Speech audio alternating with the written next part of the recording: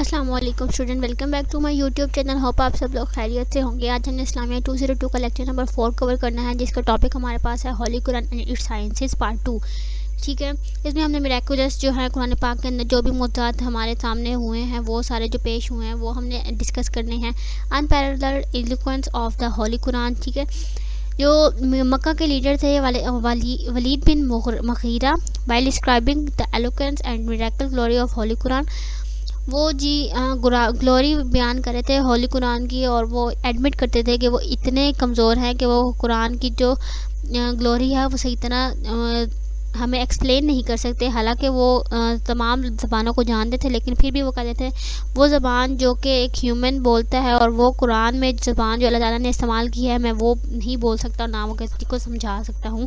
اس قدر مشکل اور ہائی کوالٹی ہے. ٹھیک ہے، ایکسپلینیشن ہے جی جو سیکرٹس یونیورس میں ہیں وہ ہولی قرآن میں کیسے ہمیں ایکسپلین کیے گئے ہیں. کہ جی وہ کہہ رہے ہیں جی بگ بینگ تھیوری، جو کہ آپ سب نے سائنس میں پڑھی ہوگی. بگ بینگ تھیوری جو بھی سائنٹسٹ نے اپنے لحاظ سے بیان کیے ہیں، اللہ تعالیٰ نے قرآن پاک میں پہلے ہی مینشن کر دیا تھا سب کچھ، کہ یہ دنیا کس طرح وجود میں آئی. ٹھیک ہے، شرنکنگ سبسٹانسز جو بھی سارا کچھ تھا وہ سورہ الانابیہ میں آیت نمبر 21 میں بیان کر دیا تھا. The motion of Earth, Sun and Moon. All planet Earth, Sun are moving with their fixed orbit and do not go out of their orbit. Allah says کہ جو سارے پلانٹس ہیں ارتھ سن وہ اپنے سیم آربٹ میں موو کر رہے ہیں. اللہ تعالیٰ فرماتا ہے and is who created the night and day and sun and moon all are continuously floating fast in their respective orbit. کہ وہ اللہ جس نے دن رات بنائے، جس نے سورج اور چاند بنائے، اور وہ ان سب کو ایک اپنے دار و مدار میں جو گھومتے ہیں، گردش کرتے ہیں، یہ صرف اللہ تعالیٰ ہی کر سکتا ہے اور کسی کے بس کی بات نہیں ہے.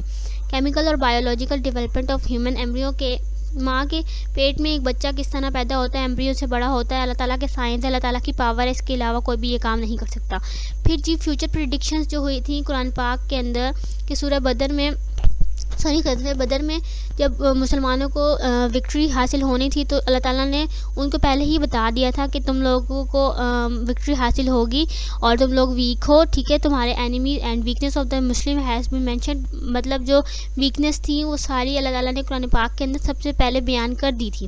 ٹھیک ہے، اس کے بعد یہ حدیبیہ میں اللہ تعالیٰ نے مسلمانوں کو وکٹری کی خوشخبری دی تھی کہ جو صلح حدیبیہ کا جو معاہدہ ہوگا وہ کس طرح ہوگا.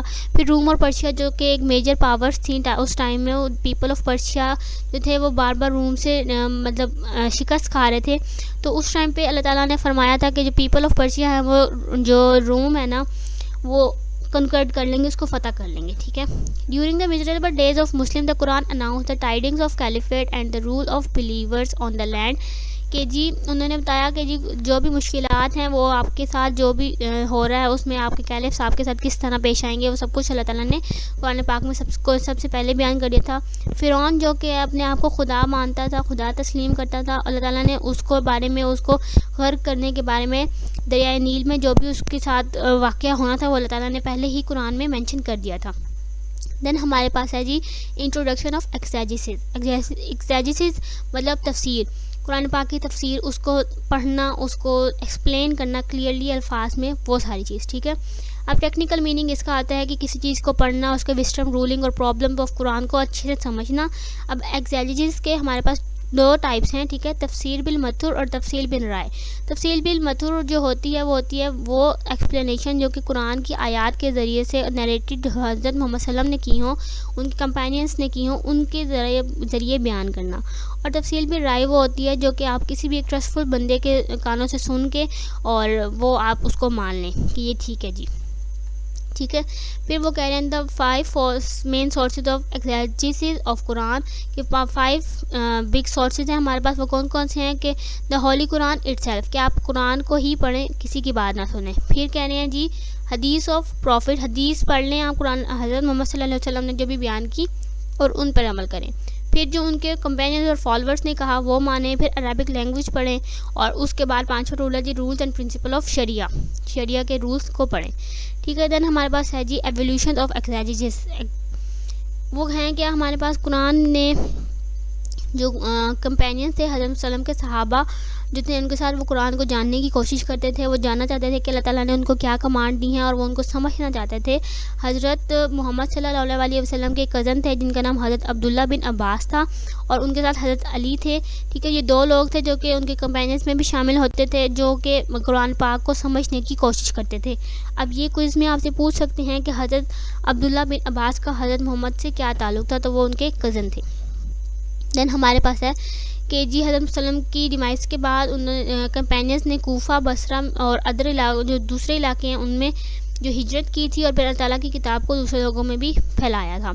شروع میں جو کمپینینز تھے وہ تھوڑا سا ڈرتے تھے اور حضرت وسلم کی صرف ایکسپلینیشن سنتے تھے اور اس کو یاد کرنے کی کوشش کرتے تھے، وہ کسی کو بولتے نہیں تھے اس ٹائم پہ، ٹھیک ہے۔ اب وہ کہہ رہے ہیں جی آپ کو تفسیر پڑھنے کے لیے کتنی کوالیفیکیشن چاہیے کہ آپ کو عربک لینگویج کی تھوڑی نو ہاؤ ہو، پروفیشینٹ آف ریہوٹرک ہو، well versed in principle of rule of fiqh, hadith and it science, آپ کو حدیث اور سائنس کے بارے میں کچھ انفارمیشن ہو، اور آپ کو حضرت وسلم کی بایوگرافی کے بارے میں کچھ انفارمیشن ہو۔ نیکسٹ ہم نے کہ نمبر 5 کے ساتھ ہی کور کرنا ہے، بہت شارٹ سا لیکچر ہے۔ اس میں زیادہ تر آپ کو آیات دی گئی ہیں، آیات کے ترجمے آپ سے بالکل نہیں پوچھے جائیں گے، نہ شارٹ میں نہ لانگ میں، اس لیے یہ میں اسکپ کر رہی ہوں، جو امپورٹنٹ ہے بس وہی کرواؤں گی، ٹھیک ہے۔ یہ ہمارے پاس جو ہے یہ آیات میں پوچھا گیا ہے کہ جی قرآن پاک کو پڑھنے کی کیا وہ ہیں، اور اللہ تعالیٰ قرآن پاک میں ہمیں کیا فرماتا ہے، تو وہ کہہ رہے ہیں جی قرآن پاک میں بتایا گیا کہ جی ایجوکیشن حاصل کرنا ہم پہ فرض ہے، اور ہمیں ایجوکیشن حاصل کرنی چاہیے تاکہ ہم سکون کو برقرار رکھ سکیں۔ اگر آپ نے کسی کا مذاق بنانا ہے تو وہ دو صورتوں میں ہو سکتا ہے، یا تو آپ اس کے ریلیجیس پوائنٹ آف ویو سے ڈس ایگری کرتے ہو، یا تو آپ اس کو انفیریئر سمجھتے ہو اپنے سے، ٹھیک ہے۔ پھر ایک چیز ہے جی لمز، اس کے مین کیا ہے جی آپ کے جو ایکشنز ہیں اس میں آپ کسی قسم کا فالٹ دیکھیں اور دین اس کو جوک کے طور پہ آپ بنائیں، ٹھیک ہے۔ یہ نہیں کہ آپ اپنے مرضی سے اس کو مذاق بنا دیں۔